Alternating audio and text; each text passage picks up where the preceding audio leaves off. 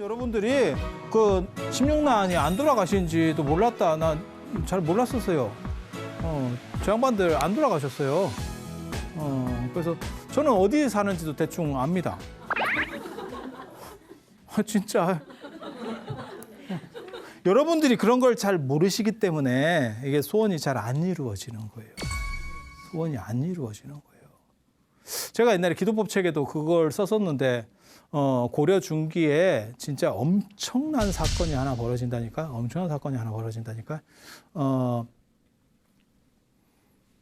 원나라 황제의 아들은 황자라 그래요.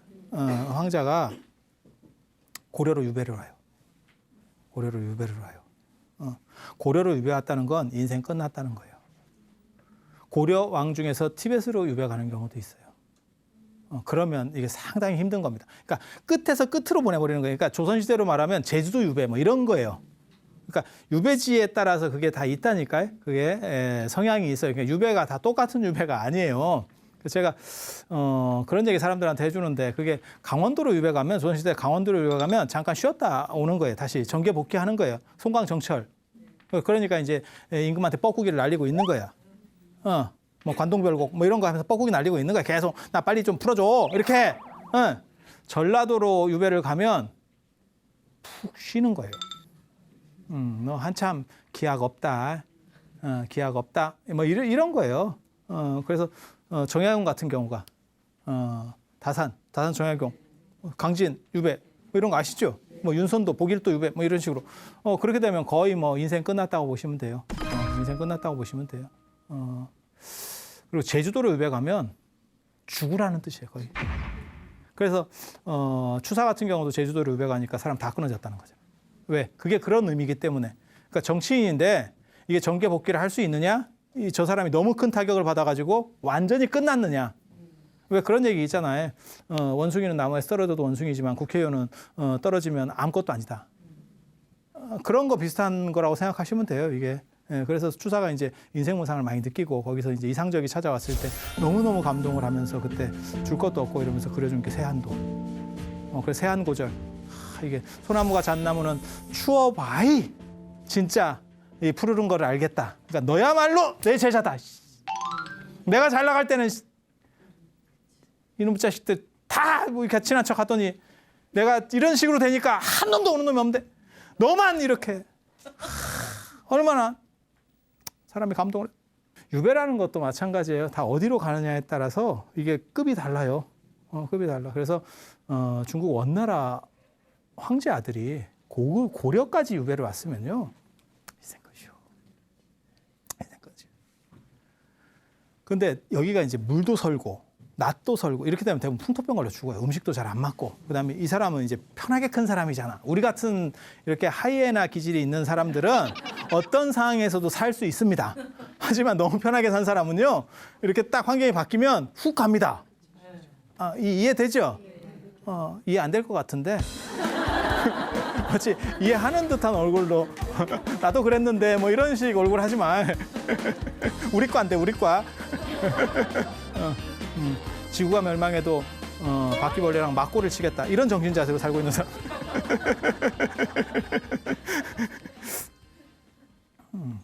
그래서 일로 오니까 너무너무 막 짜증도 나고 답답한 거예요. 자기 어린 나이에 유배가지고. 그런데 대청도 신광사에 이제 들리게 된 거예요. 대청도로 유배를 왔는데 해주 신광사 쪽으로 이렇게 가게 된 거예요. 그래서 거기서 500나안전이 있었대. 그래서 거기서 기도를 해요. 제발 나를 돌려만 보내주면 내가 돌아가면 내가 보답을 하겠다. 그래 기도를 해요. 신광사 해주 신광사에 500나안이 있었는데 거기서 다 인생 역전이 어떻게 되는지 알아요? 그 사람이 돌아가는 데서 끝난 게 아니고 황제가 돼요. 그게 원나라 황제라는 건요. 지금 미국 대통령 이건 게임도 안 됩니다.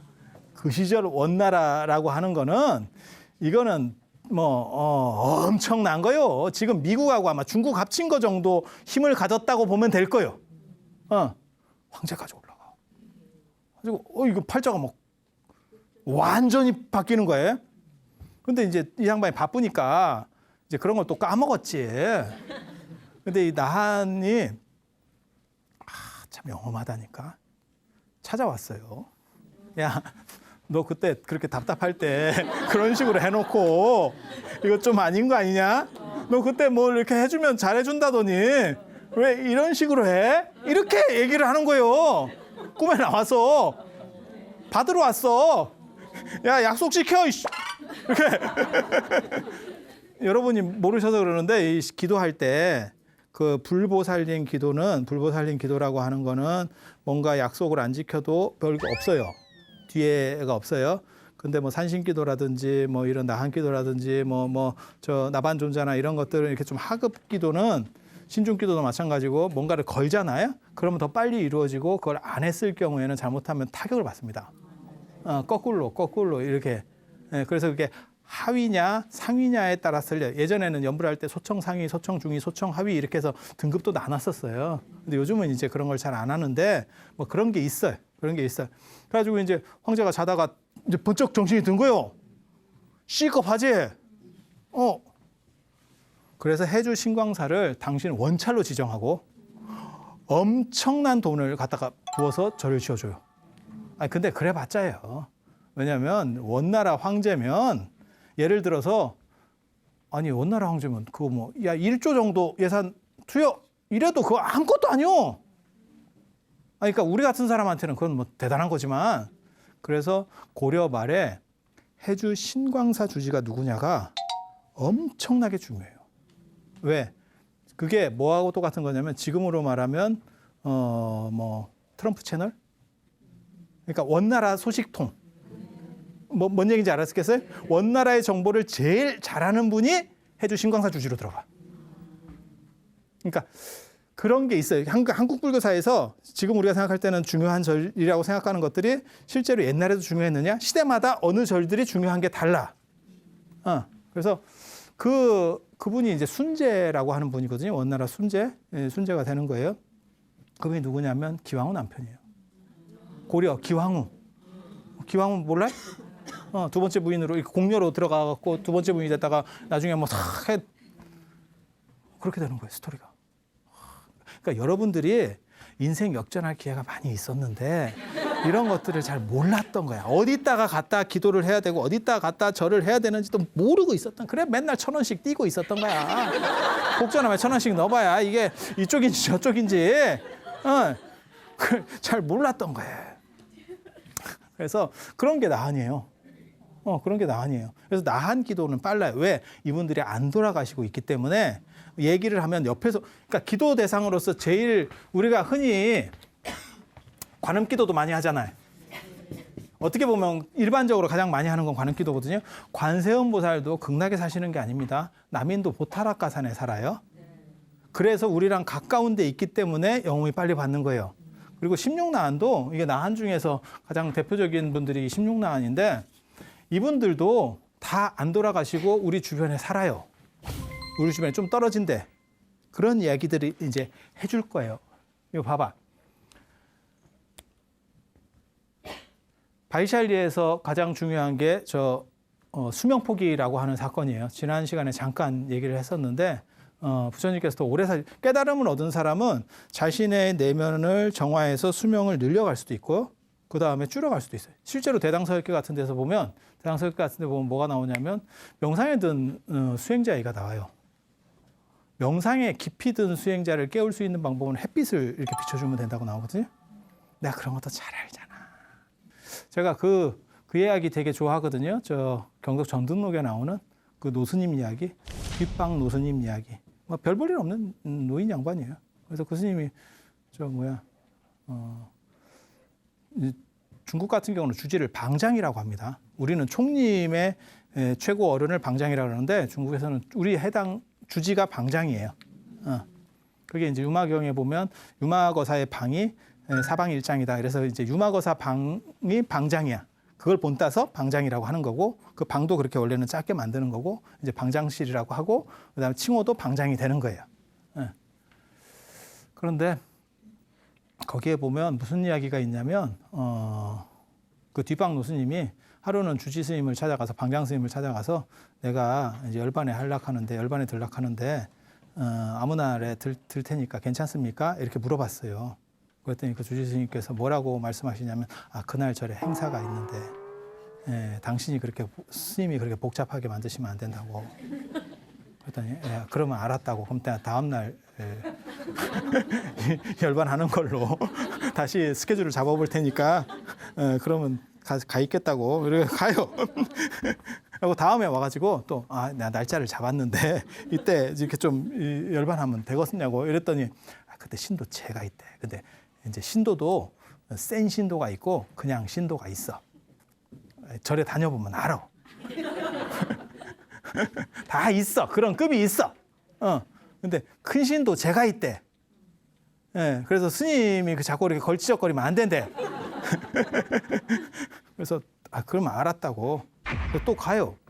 하고 세 번째 와가지고 또 내가 날짜를 잡았는데 그날은 절에 일 없냐고 이러니까 그 스님이 이때는 괜찮다고. 비었을 때라고. 돌아가셔도 된다고. 그때 돌아가셔. 이런 얘기 굉장히 많아요. 되게 재밌는 얘기인데 언뜻 생각할 때는 그냥 웃기는 얘기 같다라고 할지 모르지만 이 정도는 해야 깨달은 사람이에요. 깨달은 사람이라고 하는 게 이런 기술도 없이 무슨 뭐 병원에 누워가지고 돌아가시고 이런 거는 사실은 별로 그렇게 바람직한 건 아니에요. 그래서 여기서도 마찬가지예요. 수명 포기라는 것도 내가 더 살 수 있지만 안 한 3개월 전 얘기예요. 바이샬리에서 부처님께서 내가 아난한테 뭐라고 말씀하시냐면 내가 이렇게 우리 같이 수행자는 마음만 먹으면 7도 살 수 있다. 이렇게 아난한테 얘기를 했지만 아난이 그때 대답을 안 했댔잖아요. 그래서 부처님께서 그럼 내가 3개월 뒤에 열반해 드리겠다. 그래서 당신의 수명을 포기하는. 그래서 저희가 중요한데요. 뭐 원숭이가 꿀 줘서 이거 그런 자리 아닙니다. 그리고 저거는 어디에 탑이 있냐면 다자탑전 반분자라고 들어보셨어요? 삼처전심에 보면 다자탑전 반분자 몰래? 저 마하가섭이 세 번 뭐 법을 전해받았다. 뭐 영취산 염화미소 그래서 연꽃을 이렇게 그건 중국에서 만들어낸 거짓부렁입니다. 그건 거짓말이고. 중국에서 그냥 나중에 지어낸 얘기고, 그다음 곽실상부 이제 부처님께서 돌아가시고 나서 관을 이렇게 염했는데 마하가섭이 늦게 당도하니까 발을 이렇게 내밀어서 예를 갖출 수 있게 이제 쉽게 말해서 너한테 가르침이 전해진다. 뭐 이런 상속의 의미예요. 이런 거는 기록에도 좀 있어요. 그리고 다자탑전 반분자는 뭐냐면 다자탑이라고 많은 자식을 낳은 여자를 기념한 탑이 있어요. 바이샬리의 4대 탑이라고 나와요. 4대 탑, 4대 영탑이라고 나오는데 이 4대 탑 중에 하나가 많은 아들을 낳은 탑이야. 그래서 옛날에 기자의 성소 같아. 그러니까 아들 못 낳는 여자들이 가서 기원하는 이해가 되죠? 왜냐하면 남아선호 사상이 있을 때니까 지금같이 뭐 아들이나 딸이나 뭐 일단 낳기만 해라 이게 아니고 예전에는 남녀 차이가 심하니까 그래서 아들 많이 낳으면 좋은 거거든요. 그래서 조선시대 때도 아들 많이 낳은 여자 꼬쟁이를 베껴다가 이렇게 입고 뭐 이런 거 있잖아요. 그리고 그게 이제 나중에 저희 시절이 되면 어떻게 되냐면 공부 잘하는 애 방석을 훔쳐다가 앉아서 공부를 하고 그런 비슷한 거예요. 그런 걸 보고 감염주술이라고 하는 거예요. 이렇게 에너지를 취해오는 이런 거예요. 그러니까 아주 원시적인 사회에서부터 존재하던 거예요. 그래서 그 다자탑을 천자탑이라고도 해요. 아들을 많이 낳은 여자가 있었던 거야. 그리고 그 아들이 너무나 훌륭하게 된 어떤 여자가 있었고 그게 전설화되기 시작하는 거예요. 그래서 거기 가서 기도만 하면 그 기운을 받아서 애를 낳는다는 게 이제 막 뻥튀기가 되는 거야. 이게 딱 보면 그런 스토리라. 그래서 부처님이 그 천자탑에도 자주 가세요. 그 앞에서 이제 가섭하고 이제 가섭이 이제 다 떨어진 옷, 마하가섭이 다 떨어진 옷을 입고 있으니까 이제 네가 이쪽으로 와라 이런 식으로 해서 대우를 해줬다. 이제 교만은 다른 제자들의 교만한 걸 이제 꺾어버리고 이제 이렇게 딱 해줬다. 그런 얘기고 이 옆에 바로 저 수명포기 탑이 있어요. 기록에 보면 몰라 나도 현장 스님이 가서 봤어. 그걸 이렇게 추적해 가서 보면 현장 스님이 아주 소상하게 기록을 남기고 있거든요. 현장 스님은 인간 내비게이션이에요. 그래서 대당서역기하고 현장전이라고 하는 자은전이에요. 정확하게 말하면 자은 스님이 규기 스님이 아니고 원래 현장 스님이거든요. 그래서 그 대당 3장 자은전에 보면 그게 자세히 나온다고 하도 자세하게 써놔가지고 거의 이걸 다 그리고 실제로 인도에서 부처님 유적지를 다 찾아내는 게 현장 스님 기록들 때문에 고고학자들이 다 찾기 시작하는 거예요. 그래서 인도에 가면 딱 두 사람만 알면 돼요. 아쇼카 왕하고 현장 스님. 그래서 우리 같은 사람이 인도에 가서 인도말 한마디도 못해도 먹어주고 걔네들 그 가이드보다 더 아는 소리를 할 수 있는 게 뭐냐? 현장 스님 건 한문이거든. 인도 사람이 그거 될 것 같아? 걔네 번역된 걸로 보거든. 근데 한문이 이게 번역이 잘 안 돼요. 그렇게 쉽지가 않아. 쉽지가 않아. 우리는 한문을 번역하는 게 쉬운 게 뭐냐면 같은 한자 문화권이라서 가능한 거고 이게 좀 거지 같다고. 그래서 언어라고 하는 게 동일 문화권 밖으로 벗어나면 왜곡이 심해요. 그리고 우리 같은 경우는 이제 계속 밥 먹고 이런 걸 하니까 한자도 대충 알고 이렇게 해서 원전까지 보잖아. 그러면 훨씬 이해도가 높아지는 거지. 아니 그렇지 않겠어요? 그런 거예요. 사위성이 있어. 사위성이. 슈라바스티. 사위성. 저기는 자리가 분명히 있어요. 천불하연터 탑 자리가 분명히 남아 있어요. 여기는 확실하게. 이 두 군데는 어디지 지금 잘 몰라.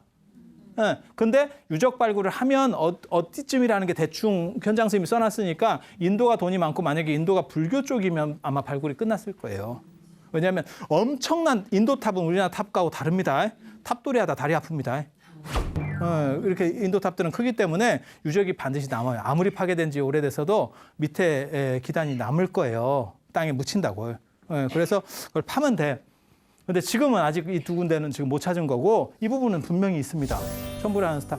사위성에 가신 분은 요 천불하연 탑. 이게 저 어디랑 같이 가냐면 수자타당자 집터 뭐 이런 데랑 같이 가는 데예요. 근데 여기서 망고나무 기적이라는 게 있거든요. 망고나무 기적. 사위성이 인도 지도를 이렇게 보면 왕사성은 이 동쪽에 있어요. 사위성이 이쪽에 있어요. 바라문교 문화가 이렇게 퍼져가거든요. 그래서 왕사성 쪽은 훨씬 인도 전통 문화적인, 그러니까는 뭔가 변화적인 그런 문화고 사위성이 훨씬 보수적인 문화예요. 그래서 저 사위성에서 부처님이 여러 번 돌아가실 뻔해요. 부처님을 시해하려는 음모들도 많이 있었고, 그다음에 부처님에게 모함을 씌우는 얘기도 있고, 저기 이제 사위성에 어떻게 보면 랜드마크가 기원정사거든요. 7층으로 된 건물. 그리고 그 옆에다가 외도들이 신도라고 자꾸 이렇게 다니게 해놓고 그다음 사람을 죽여서 묻어놓고 막 이런 사건들도 있어요. 그리고 부처님 애 임신했다고 오는 사건, 그 전차바라문녀 사건이라고 아주 유명한 사건이에요. 근데 걔가 또 진짜 임신을 해갖고 온 사람한테 그렇게 했으면 완전 범죄가 될 건데 옛날에 뭐 유전자 검사도 없고 이러니까 뻑뻑 우기면 될 건데 또 바가지 넣고 했다가 잘못해서 이렇게 이게 맞다고 이러다가 바가지 빠져가지고 상황이 역전 이게 무슨 개망신의 상황이 역전이에요. 그래서 우리는 큰 교훈을 얻을 수 있잖아. 상대를 이렇게 모함에 빠뜨리려고 해도 좀 치밀해야 된다. 너무 단순하게 압박붕대라도 써! 얼마나 어수룩하게 묶었으면 이렇게 옥신각신 얘기하는데 뚝! 실제로 그런 사건들이 있었다는 얘기는 뭐냐면 여기가 불교적인 반감이 많았다는 거예요. 그래서 부처님께서 기원정사라는 7층 건물을 만들어서 위세를 보이는 거예요. 불교가 이렇게 대단한 종교야. 이렇게. 네. 원래 예전에 큰 건축물이 존재한다는 건 뭐냐면 맘먹으려고 하지 마. 이런 뜻이에요. 그러니까 로마에 뭐 콜로세움 이런 거 딱 하나 하잖아요. 황제한테 맘먹으면 안 되겠네. 구경하면서 딱 그 생각이 드는 거예요. 중국의 자금성에 조선시대 때 사신이 딱 하잖아요. 자금성 딱 하잖아요. 우리는 안 돼. 아니 황제를 만나고 뭐 필요도 없어. 그러니까 창덕궁에 있던 그 눈으로 계속 보던 사람이 자금성을 한번 보면 이렇게 되는 거예요. 그게 큰 건축물을 세우는 이유거든요. 그래서 알렉산드리아의 파로스인데 그게 뭐 100명씩 미터씩 이렇게 돌로다가 만드는 거 다 그런 거예요. 딱 들어가는 순간 경기 끝이에요. 까불지 마.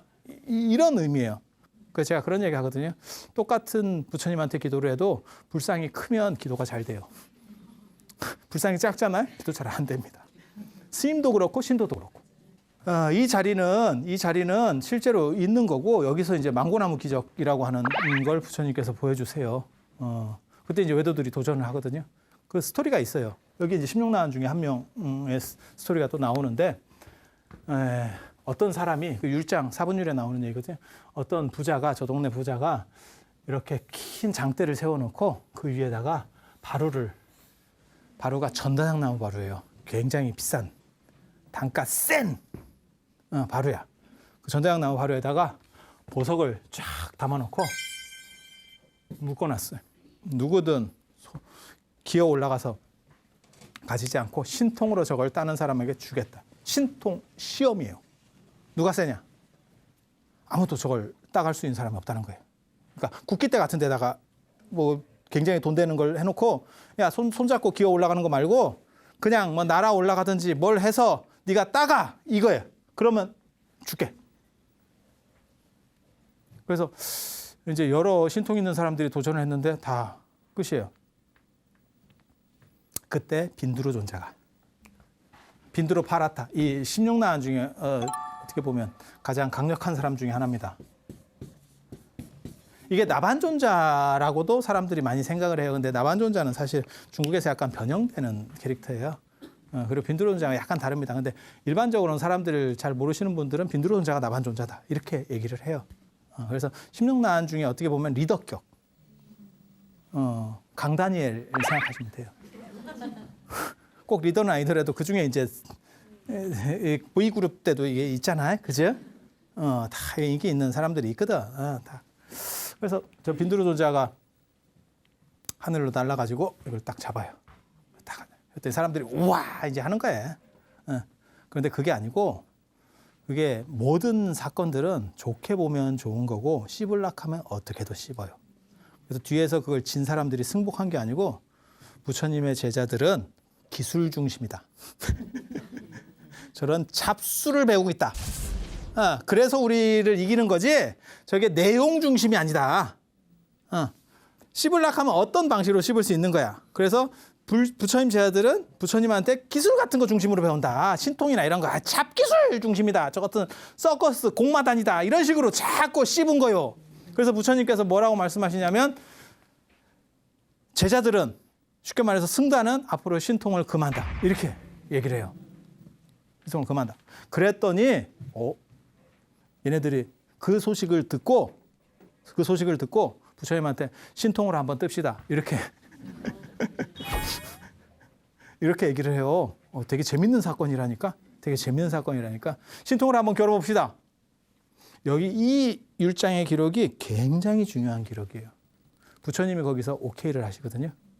왜 중요하냐면 승단 안에 부처님이 존재하느냐. 승단 안에 부처님이 계시는 거면 부처님이 승단은 신통을 부리지 마라 라고 했기 때문에 부처님도 하면 안 돼요. 근데 부처님이 하실 수 있다는 얘기는 부처님이 승단 밖에 있다라고 해석될 수 있는 여지가 있어요. 대승불교에서 이 승단에 있는 스님들, 큰 스님들을 아라한이라고 하고 대승불교는 사실 이 부처님을 추구하는 거거든요. 그리고 그 부처님을 향해 가는 사람을 보살이라고 하는 거예요. 그래서 이런 식의 부처님을 아라한 위에 특화시킬 수 있는 구조가 이 율장에서 보이는 거는 몇 군데 없어요. 그런데 이 구절이 굉장히 중요해요. 그래서 부처님께서 오케이를 하시고 그럼 어디서 하겠습니까? 그랬더니 그 망고동산에서 할게. 아무개 망고동산 알지? 거기서 몇 날 몇 월 며칠에 몇 시에 보자. 이렇게 얘기한 거예요. 그랬더니 미리 사전 준비를 해가지고 그 망고동산에 망고나무를 싹 베버렸대. 인도나 중국 같은 데 가보시면 망고나무가 그렇게 대단한 게 아니에요. 우리가 망고가 좀 없어서 그런 거지. 이용 선생께서 말씀하셨잖아요. 종로에는 사과나무를 심어보자. 뭐 이런 식으로 인도나 그게 저기 곤명이나 이런 데 가니까 망고나무가 가로수던데? 아니 그게 다 틀려요. 기후 환경에 따라서. 그래서 망고나무를 싹 비워버린 거예요. 저 양반이 망고나무를 가지고 기적을 보이는갑다. 뭐 이 신통을 보이는갑다. 이래서 싹 빼버려. 그랬더니 부처님께서 망고를 하나 들고 가셨대잖아. 딱 들고 가셔가지고 딱 하니까 나무 전멸. 이 어른이 이걸 미리 알고 계시는 거예요. 거기서 망고를 드시고 이게 망고도 두 종류가 있어요. 우리나라에 들어온 망고 맛없어요. 덜 익은 거 이렇게 와가지고 나무에서 익은 거 한번 먹어봐. 맛의 깊이가 달라. 진짜 감도 그렇고 아니 실제로 그렇지 않아요? 나무에서 완전히 익은 거 진짜 따먹으면 그런 거는 이제 시장에 출하는 안 되잖아요. 그건 상하니까. 그렇지만 이렇게 뭐 지인들 뭐 이래가지고 이렇게 먹어보면 맛이 좀 틀리죠. 그 자리에 심었대. 그랬더니 나무가 해서 그 나무가 쫙 안타는 거거든. 거기서 그 끝이 아니에요. 이거 인제 시작이야. 인제 시작이야. 그렇게 해서 부처님께서 그 밑에서 명상을 하면서 딱 보이니까 모든 나뭇잎에 부처님 얼굴이 쫙 찍히더라. 쫙. 그래서 그거를 천불화연이라 그래. 천 부처님께서 화연했다, 드러냈다. 속에서 천불이 났다가 아니고 천 부처님께서 모든, 그러니까 천이라는 건 나뭇잎 개수가 1000개가 아니고 모든 나뭇잎에 드러났다. 그렇게 해서 그 사람들을 찍으시켜요. 찍으시켜. 그리고 나서 부처님께서 어머니를 위해서, 왜 어머니 얘기가 나오냐면 어머니가 당신 태어나시고 나서 7일 뒤에 이제 돌아가시니까 어머니에 대한 이런 부담감이 있어요. 부담감이 있어. 지지난 시간에 우리가 그런 얘기를 좀 했었잖아요. 그래서 어머니를 교화하시기 위해서 도리천으로 올라가세요. 부처님 어머니는, 불교는 그게 아니에요. 내가 대통령을 낳은 게 아니고 대통령이 될 아들을 낳은 거야.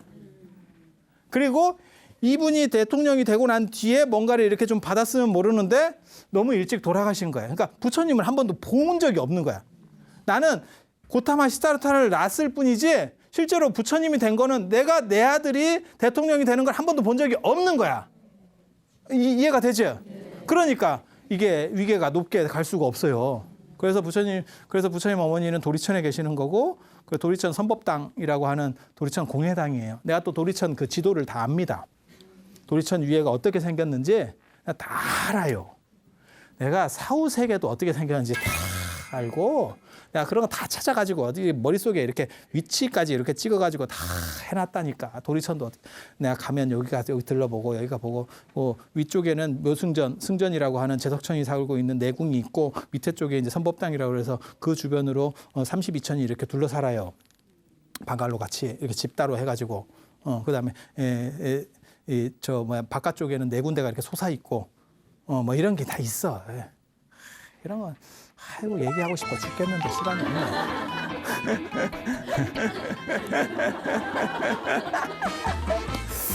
그렇게 해서 부처님이 하늘로 올라가시고 3개월 동안 어머니를 위해서 설법을 하세요. 설법을 하세요. 그래서 하늘로 올라간, 그렇게 샥 솟구쳐서 올라간 그 자리에 탑을 세운 게 천불화연 탑이야. 천불화연 탑. 그래서 제가 인도 가면 거기서 이렇게 누워 있거든요. 그 자리에 하늘을 보면서 이렇게 쫙. 부처님께서 일로 거기가 어떻게 보면 하늘로 올라가는 포탈이야. 에너지 어떤 쫙, 막 놓기만 하면 막 쫙 빨려가는 에너지, 어떤 이 홀이 있어. 근데 이게 부처님 신통 중에서 부처님 최고의 신통이야. 당신이 그걸 어떻게 아느냐? 특별히 여기만 대신변이라 그래. 이런 거는 그냥 신통이라 하고 여기는 대신통이라 그래. 제가 전에도 그런 얘기 해드렸잖아요. 우리나라도 보름이라고 하는 뭐 7월 보름, 6월 보름, 뭐 8월 보름 뭐 이렇게 많지만 정월은 대보름, 8월도 대보름 이렇게 특화시킨다고. 그러니까 대자가 들어가면 최고라는 뜻이에요. 그래서 이게 대신변이에요. 대신변. 천불화연이 대신변. 그리고 이거는 뭐 간단한 미술이나 이런 데서도 다 나오는 얘기예요. 제가 그냥 하는 얘기가 아니고. 그리고 이렇게 올라가신 뒤에 이 공녀성 쌍카시아로 걸어서 내려오세요. 나중에 3개월 뒤에. 환장하겠지. 그냥 내려왔다 하면 좀 그런가 보다 할 건데 이거 도대체 뭐요? 어떻게 걸어온대? 견적이 안 나와. 어떻게 해요? 이게 공녀성인데 이게 여기 얽힌 전설이 또 있어요. 공녀가 뭐냐면 허리 굽은 높아. 이렇게. 공녀. 이렇게. 공녀. 지금은 공녀가 없는데 저희 어렸을 때만 해도 여러분 연세 정도 되면 공녀들이 좀 있었어요. 이렇게 꼬부랑 할머니 이렇게 그죠? 그래서 거기에 이제 또 어떤 전설이 있어요. 이건 불교 얘기는 아니에요. 불교 얘기는 아니고 그 지역에 얽힌 전설이에요. 그래서 내용은 그런 거예요. 어떤 수행자가 있었는데 불교 수행자가 아닙니다. 바라문교 뭐 이런 수행자예요. 결혼하는 수행자. 그래가지고 막 신통도 생기고 이랬대. 조금 이제 좀씩 올라오기 시작하는 거야. 그런데 거기 이제 왕의 딸들이 그 근처로 이제 숲으로 놀러 온 거예요. 그러다가 이게 영감이 희한하네. 또 거기 꽂혀가지고 그 공주한테 꽂혔대요. 몰라. 늙은 말이 홍담을 밝힌다고. 갑자기 또 거기 젊은 애들한테 꽂혔대. 가지고 왕한테 이렇게 서신을 보내요. 당신 딸 중에 하나를 나에게 마누라로 이렇게 보내달라. 그렇지 않으면 내가 저주를 내리겠다. 그 왕이 그 얘기를 듣고 이제 쫄이는 거예요. 저 양반은 신통이 딱 하는데 이거 어떡하지? 그래갖고 이제 딸이 여럿이었어요. 그래가지고 이제 오라고 그래가지고 야 내가 이런 걸 받았는데 이거 진짜 좀 저 양반이 좀 위험한 사람이다. 저기 약간 똘틱한 사람이기 때문에 저 쉽지가 않다. 누가 좀 집단을 위해서 우리 전체를 위해서 좀 가면 안 되겠니? 그랬더니 이제 큰 딸들이 뭐라고 얘기하냐면 영감하고 안 산다. 왜 영감하고 아니 당연한 얘기 아니에요? 그리고 자기가 공주 출신이고 편하게 살았는데 그 산소에 가가지고 이게 뭐요? 시작하자마자 인간 좀비하고 어떻게 살아? 그러니까 좀 그랬지. 가지고 이렇게 하고 있는데 그 막내딸이 한 7, 8살밖에 안 됐는데 애인데 이제 눈치껏 보니까 누군가는 해야 될 것 같은 상황이 드니까 제가 할게요 이랬다는 거야. 그러니까 아버지가 이제 아유 고맙다 이렇게 해서 걔를 보냈대요. 걔를 보냈대. 근데 그 영감님이 그 노인 수행자가 볼 때는 이게 부인을 보내라 했지. 여기가 무슨 유치원이냐? 내가 무슨 돌봄이야? 이게 뭐야 도대체? 그러면 좀 클 때까지 기다리면 돼. 크기 전에 내가 좀 하고 막 짜증이 이게 차라리 안 오는 것만 또 못하게 짜증이 났대. 그래서 그 저 성을 저주를 퍼부었대. 그래서 너희 모든 여자는 다 할매가 될 것이다. 그래서 그렇게 저주를 퍼부으니까 그 순간 다 젊은 애들이 이렇게 공녀가 됐대. 그게 공녀성의 전설이에요. 공녀성의 전설이야. 아니, 그러니까 전설. 불교 얘기 아니고. 근데 저는 이걸 뭐라고 해석하냐면 이제 부처님이 오시면서 부처님이 저기서 이제 하늘에서 내려오시면서 저게 이제 저 재앙이 걷어지거든요. 근데 그걸 저는 뭐라고 해석하냐면 아마 저렇게 집단적으로 뭔가 이렇게 병이 나오는 거는 수인성이에요. 그러니까 물 성분이 안 좋으면 중국에도 꼽사 이런 게 많았었어요. 주공도 꼽사고 그 낙양 쪽에 가면 물이 안 좋아요. 그래서 그쪽 사람들이 꼽사 비율이 높다고. 그게 이제 뭔 뜻인지 아시겠죠? 물이 좋아지고 나서 우리가 수십 년을 더 살게 된 거예요. 물이 안 좋아지면 수십 년이 이 수명이 감소돼요. 그래서 아마 수인성이 뭔가 있었는갑다. 그리고 부처님께서 오셔서 뭔가 합리적인 대안을 좀 마련을 해주셔서 아마 그게 저주가 끊어졌는갑다. 그래서 아무튼 하늘에서 일로 내려와요. 그래서 이 천불하연 자리에서 올라가고 일로 내려옵니다. 근데 걸어서 내려왔다는 거예요. 이게 환장할 노릇이다.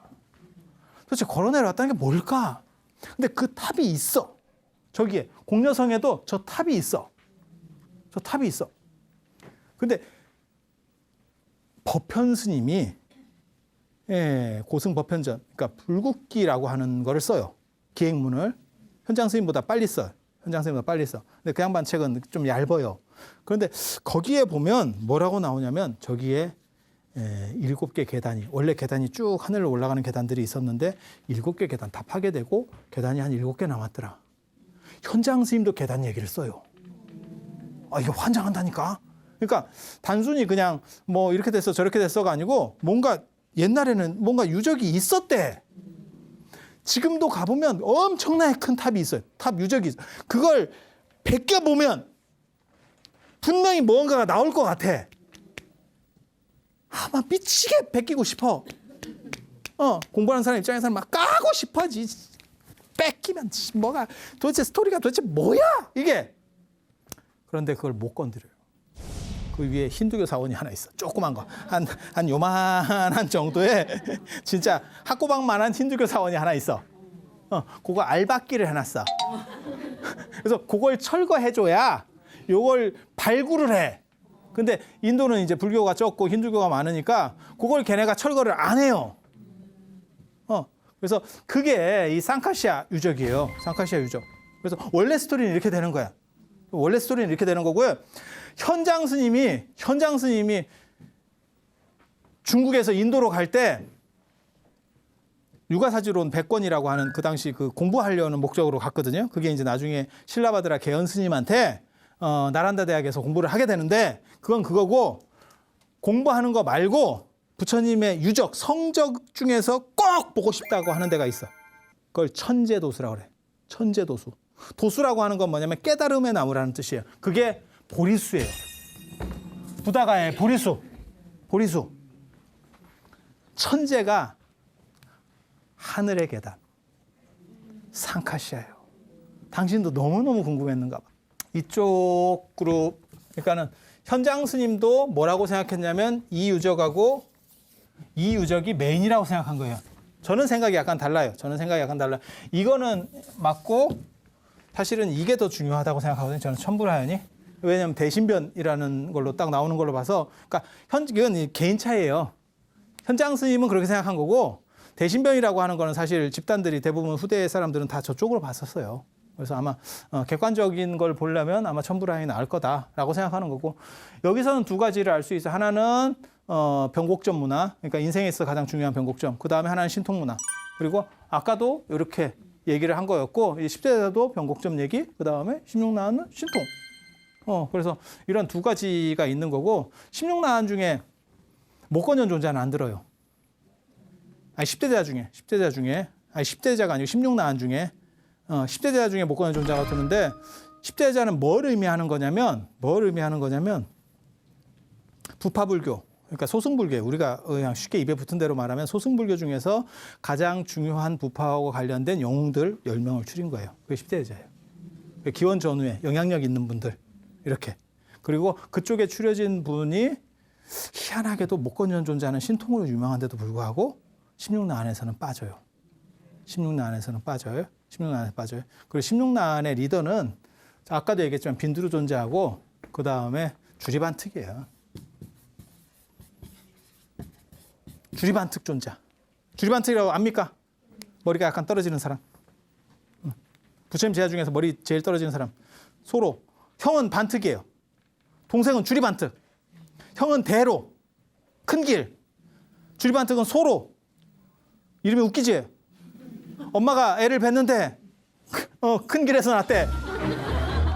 그러니까 이게 뭐 산딸도 계산도 못하는가 봐. 씨야, 배 아파. 이게 큰 길에 낳대. 그 대로야.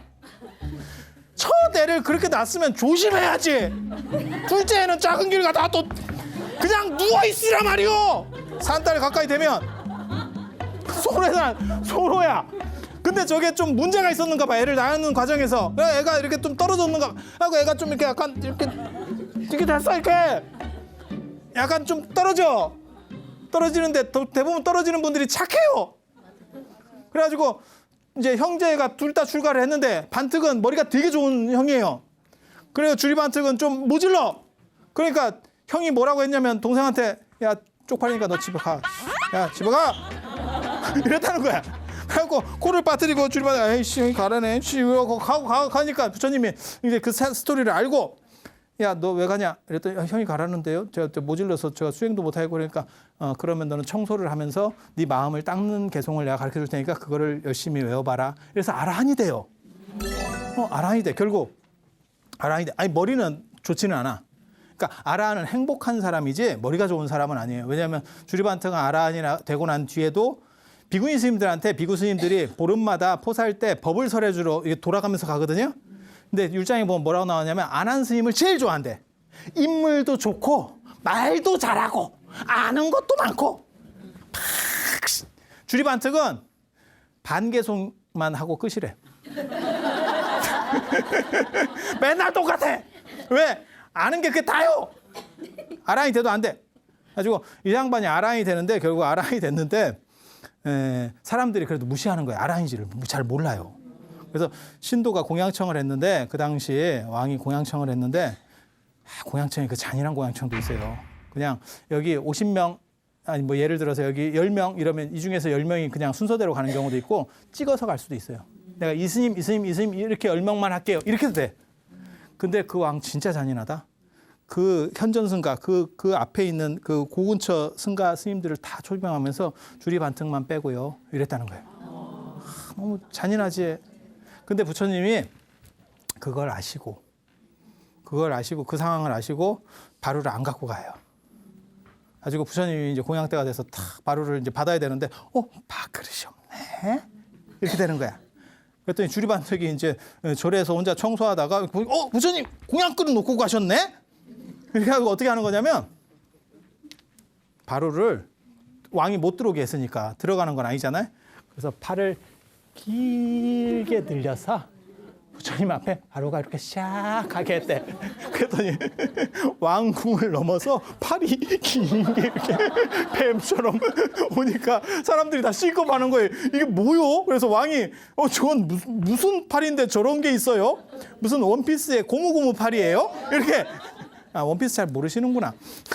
그렇게 해서 하니까 저게 주리반특의 팔입니다 라고 하니까 이제 분위기가 급변했다는. 그래서 신통 서열이 있어요. 부처님 제자 중에 신통 서열 1위가 목건년이고 2위가 주리반특이에요. 빈두로보다 주리반특이 셉니다. 그리고 비구니 중에서는 연화색 비구니가 최고로 세요.